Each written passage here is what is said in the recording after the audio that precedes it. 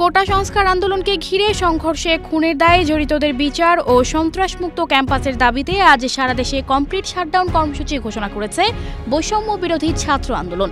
এক বার্তায় বলা হয়, শিক্ষার্থীদের শান্তিপূর্ণ আন্দোলনে পুলিশ, বিজিবি, র্যাব, সোয়াটের নেক্কারজনক হামলা, খুনের প্রতিবাদ, খুনিদের বিচার, সন্ত্রাসমুক্ত ক্যাম্পাস নিশ্চিত ও এক দফা দাবিতে বৃহস্পতিবার সারা দেশে কমপ্লিট শাটডাউন ঘোষণা করেছেন। বুধবার রাত ৮টার দিকে বৈষম্য বিরোধী ছাত্র আন্দোলনের ফেসবুক পেজে এই ঘোষণা দেওয়া হয়। ফেসবুক পোস্টে কমপ্লিট শাটডাউন কর্মসূচি কিভাবে পালন করা হবে তাও জানিয়ে দেওয়া হয়। এতে বলা হয়েছে, শুধুমাত্র হাসপাতাল ও জরুরি সেবা ছাড়া কোনো প্রতিষ্ঠানের দরজা খুলবে না, অ্যাম্বুলেন্স ছাড়া সড়কে কোনো গাড়ি চলবে না।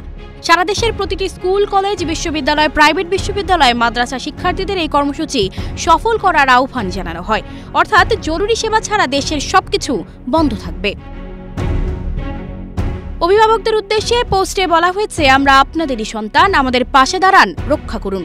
এই লড়াইটা শুধু ছাত্রদের না, দলমত নির্বিশেষে এই দেশের আপামর জনসাধারণের। এদিকে দিনের শুরুতে ঢাকার বিভিন্ন পয়েন্টে স্বল্প সংখ্যক যানবাহনের উপস্থিতি দেখা গেছে। সকালে সীমান্তরক্ষী বাহিনী বিজিবি এক বিজ্ঞপ্তিতে জানিয়েছে, কমপ্লিট শাটডাউনকে কেন্দ্র করে আইন শৃঙ্খলা পরিস্থিতি স্বাভাবিক রাখতে ঢাকা সহ সারা দেশে ২২৯ প্লাটুন বিজিবি মোতায়েন। চলমান কোটা আন্দোলনকে ঘিরে সোম, মঙ্গল ও বুধবার ঢাকা বিশ্ববিদ্যালয় সহ দেশের বিভিন্ন স্থানে ব্যাপক সংঘর্ষ হয়। এতে অন্তত ৬ জন নিহত এবং কয়েকশো শিক্ষার্থী আহত হন। ছাত্ররা কোটা সংস্কারের দাবি নিয়ে আবারও আন্দোলন শুরু করে। এই আন্দোলনের শুরু থেকেই সরকার যথেষ্ট ধৈর্য ও সহনশীলতা প্রদর্শন করেছে।